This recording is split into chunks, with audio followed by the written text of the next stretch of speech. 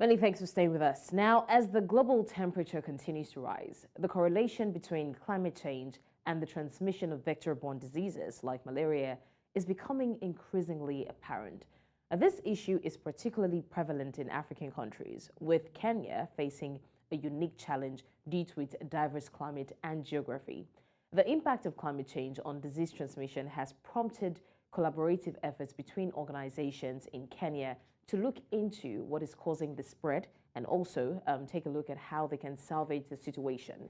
And it's not just peculiar to Kenya alone. I mean, it's also going around different continents. So they're trying to find solutions to these problems. But anyways, that said, we'll now be joined by our guest who will be helping us make sense of the situation. Right now, I'm joined by Dr. Sanmi Olowosile, if I got that right. That's correct. Thank you. Listen. All right, Dr. Sanmi is the chairman of the board, Sustainable Green Environment Initiative. Thank you so much, Doctor, for joining us. Thank you, Blessing, for having me today. And Happy New Year to you. Happy New Year to you too. All right, now let's start by understanding the correlation between climate change and the transmission of vector-borne diseases. What do you have to say about that?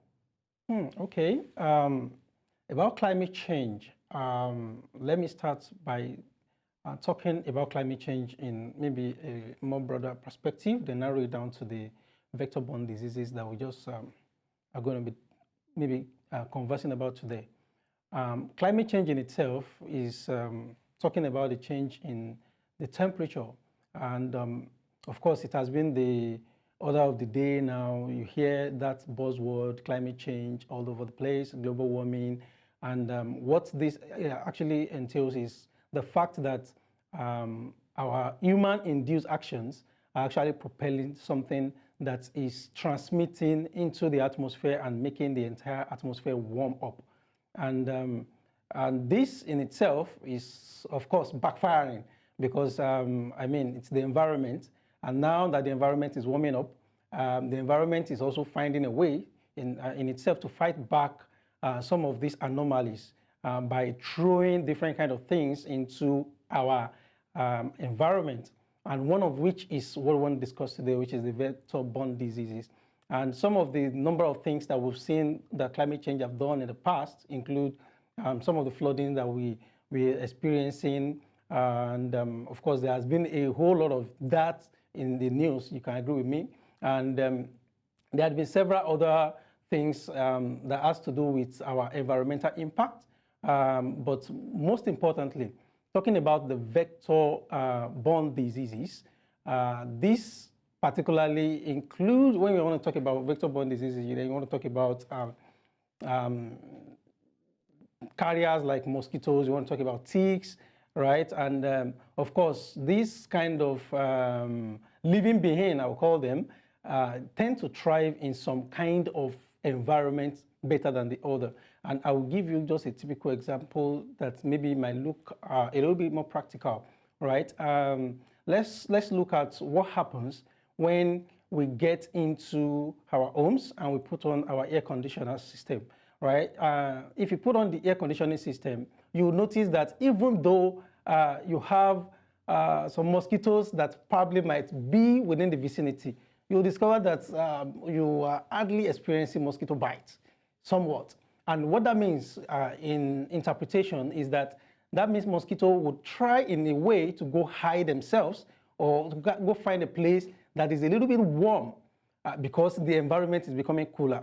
And that in itself is just a typical example of what transits into the atmosphere in itself. So when we're looking at climate change and we're talking about the atmosphere warming up, we're looking at the environment that used to be cool coming from cool to warm.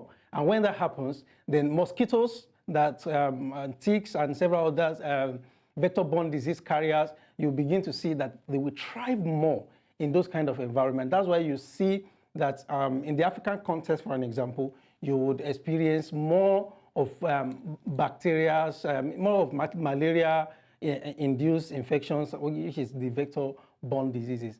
And that is one beautiful way which I can actually wiggle the two together by telling you that climate change in itself because it is causing the earth to warm up, and we are beginning to experience a higher in temperature in terms of this our region called Africa, and of course in areas more particularly even maybe even closer to the equator, right?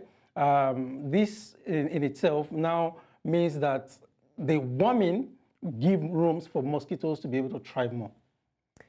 So are we now saying that these problems are inevitable? I mean, we do understand that the changing climate is, affected. I now get your point, and I'm sure that a lot of people now understand the correlation between climate change and these vector-borne diseases. But are we now saying that when it happens, and there's nothing that can be done about it? Okay, that's a very beautiful question. Of course, there are a lot of things to be done about it, because the word impossible in itself means possible. So that means in every situation, you definitely will have a possibility. And talking from that perspective, I would say quite a number of things can be done. And that's why even under the global mandate on climate change, you have various diversified categories in terms of how to approach and address the issue that we have at hand, which is the climate change. And we have the aspect of adapting to the climate change. That means you want to adjust. Initially, we used to live in an environment where the temperature is around maybe 25 to 27 degrees Celsius, right? Maybe in the African region. And now the earth is warming. Now we are experiencing beyond even 32 degrees, up to 34 degrees at some point in time. Now we're trying to look at adaptation. Do you want to try to adjust your body system to be able to adapt to this weather condition? That's where the issue of a lot of people now trying to use sunscreen and using several other means to be able to adapt to the condition, right? That is one way by which human being can also respond to the challenges that we are facing with climate change. And of course, the adaptation is one. There is the aspect of mitigation.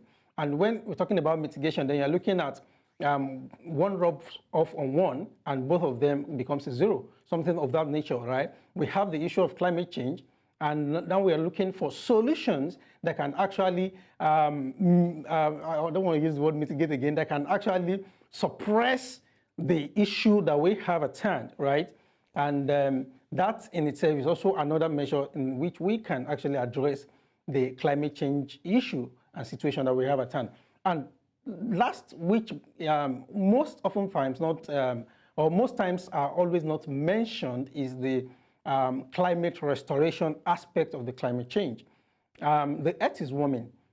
And in every of the conversation I used to have, I always mention this point that we talk about the earth warming up.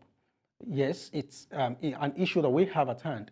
But I go beyond that, we have a more pressing issue because industrialization has happened. We are beginning to burn more fossil fuel. We're beginning to use more energy. I'm talking about air conditioning system the other time. Before an air conditioning system can be put up, you need enormous energy to be able to power it up. And a lot of other devices, gadgets, technologies, advancements that are coming onto the speed actually need enormous energy. And the more we burn energy, the more we warm up the earth. Does that mean we shouldn't burn energy? Of course, we have to still burn energy, but we have to do it in such a way that we'll be able to mitigate the effect. And that's why the issue of net zero energy, renewable energy, wind energy, and all other kind of sustainable energy system are now being propagated, right? And these are some of the measures by which you can, of course, we can definitely mitigate the effect of climate change. And looking from that perspective, I think the pressing issue that I wanted to talk about is the fact that the earth, I usually describe it as a globe, more like you have a ball or a metallic ball that can in itself can withstand the pressure of water.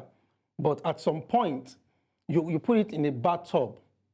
If you put in some water and the water gets to the middle of the ball, right? The ball is still kind of safe because I'm just using ball as an example here. Maybe looking at the ball in such a way that it is a face. The face does not, the water does not get to the nose. If it does not get to the nose, then you can still breathe. So that at that point, the earth can still breathe. And that's when we have an enormous quantifiable number of carbon monoxide and carbon dioxide in the atmosphere, right? That, of course, is enough to still make the earth thrive. But at the present situation which we are currently, we have gotten to the point where the water that we have in the bathtub is already overflowing. And when it's overflowing, what that means is that the ball that we have that actually has a nose that was supposed to breathe is already drowning in that bathtub. And when that happens, what it means in itself is that Earth is already going to a terminal point. And that's why every hand is on deck. And that's when you talk about COP28, all the global leaders coming to the picture to say that we need to address this issue, because it is not even about the regions. It is not about I am in Africa, we are in the America. This is Earth we're talking about. And if anything happens to Earth, then it happens to every one of us. And that's why the issue is actually a pressing issue. And that's what leads us to the aspect called the climate restoration. The climate restoration is now trying to look at scenarios whereby we can actually now restore Earth back to the way it used to be when, let me use the word pre-industrial revolution, right? Then when the air that you breathe does not have any contamination, because you have quantifiable number of carbon dioxide in the atmosphere. It's not too much, it's not too less, right? And these are some of the measures by which we can address the issue of climate change ahead.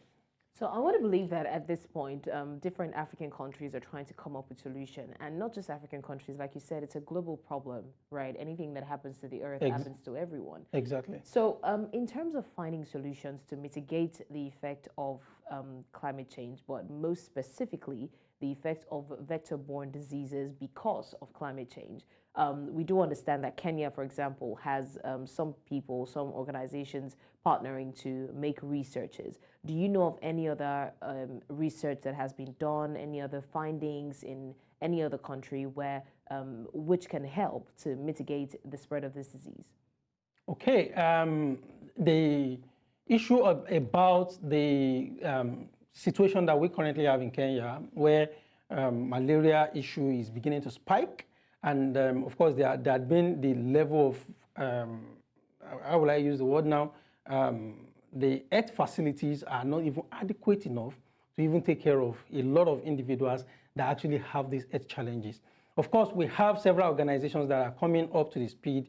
The CDC is there, the WHO, which is the World Health Organization. They are trying, I think even World Health Organization has a particular program called the Rollback Malaria, right? That is also trying in itself to address some of the issue with the malaria challenges that we have in this part of the world majorly, right? And looking at some of the researches that have been done in the past, you would agree with me that Kenya, for an example, maybe a population of about 53 million, and the number of cases in terms of malaria that have been recorded so far, if I'm not missing, would be around 3.8 million or 3.5 to 3.8 million, within that range.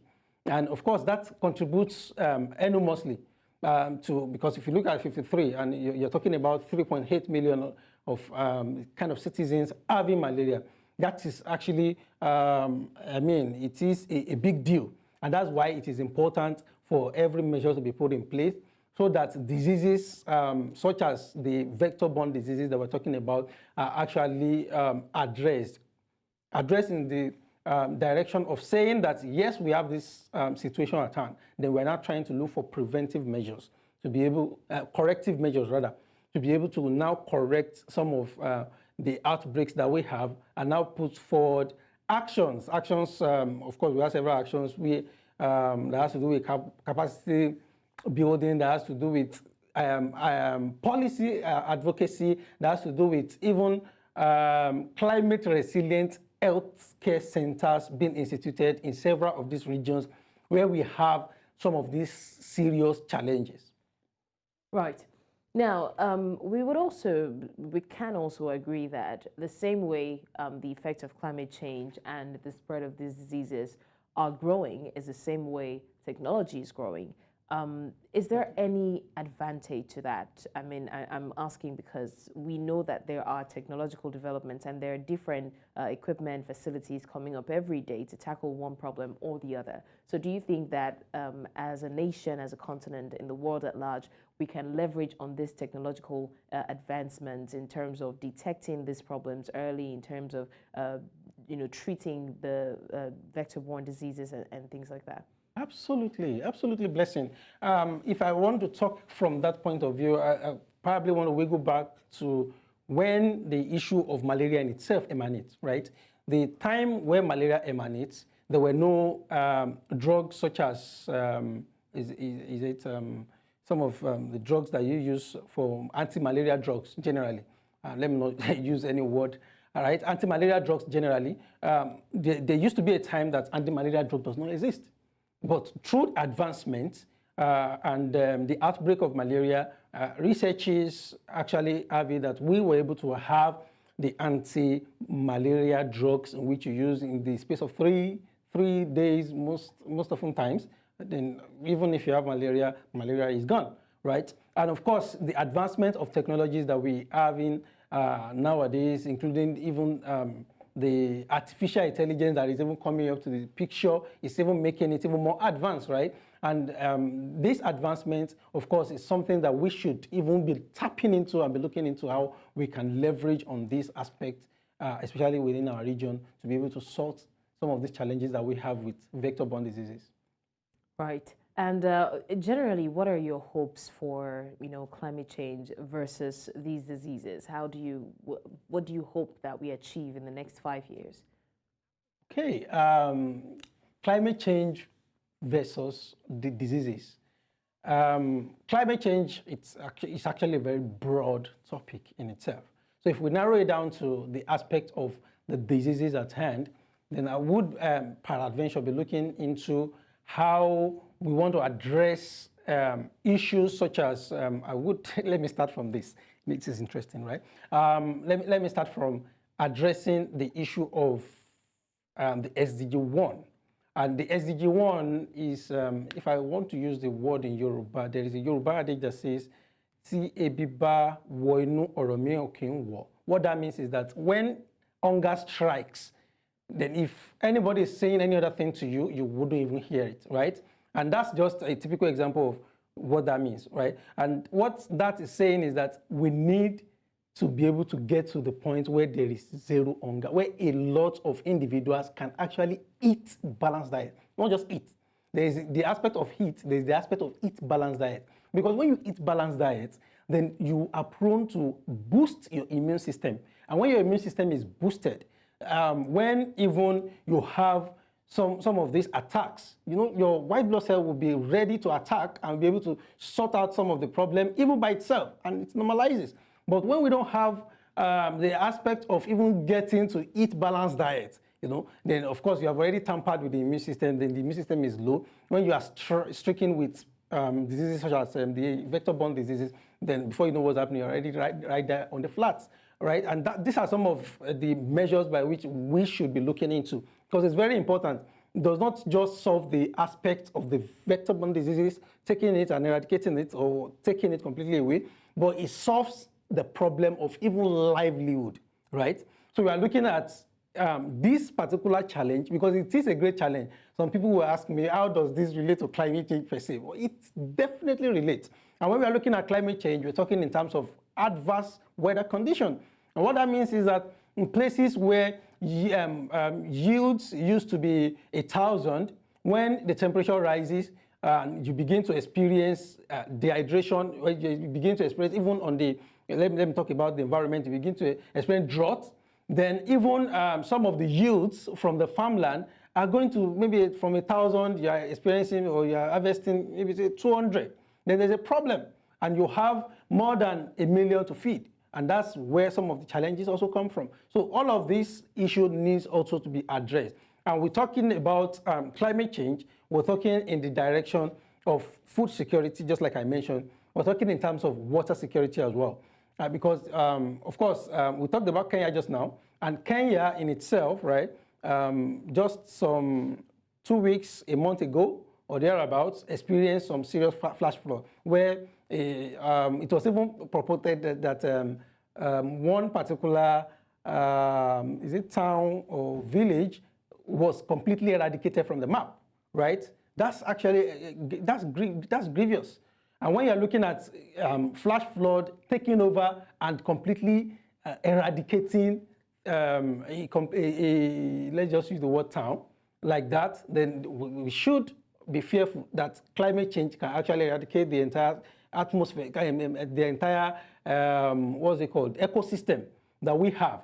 And of course, there had been some, what's it called, there's been some researches and some of the reports that are also talking about Lagos sinking, Lagos in Nigeria, right? And when you're talking about Lagos sinking, these are also some of the things that has to do with the issue of climate change, where the sea level is rising sporadically. And we are beginning to experience that even on the land in which we live.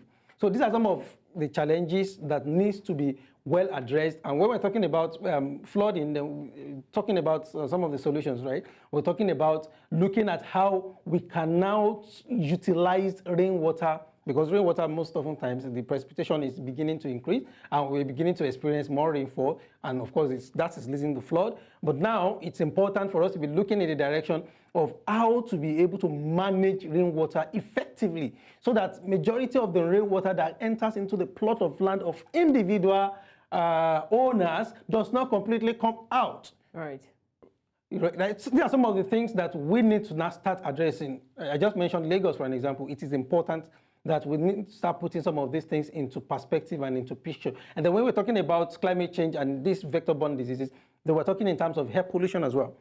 Air pollution is also very grievous and very dangerous if not properly managed and, of course, put into perspective and finding a way to be able to mitigate, so that we continually have a very clean air to breathe. Because if the issue of air pollution strikes, then we'll be talking in terms of a lot of asthmatic patients will continue to emanate as well. You begin to have several other diseases that have to do with related to air. We also begin to emanate. All right. I mean, these are very salient points that you've raised, and we really do hope that there is a solution to it, because if not, then it will surprise you how far this would go. I mean, it's going to affect the economy, it's going to affect the health sector, you name it. So we really do hope that there is a solution to this, and that the world comes together to tackle the effects of climate change generally. Dr. Sanmi Olowosile, the chairman of the board, Sustainable Green Environment Initiative. Really appreciate your time with us. Thank you so much. Thank you, Blessing, for having me. I really My appreciate pleasure. it. And once again, compliment of the season. We share the same.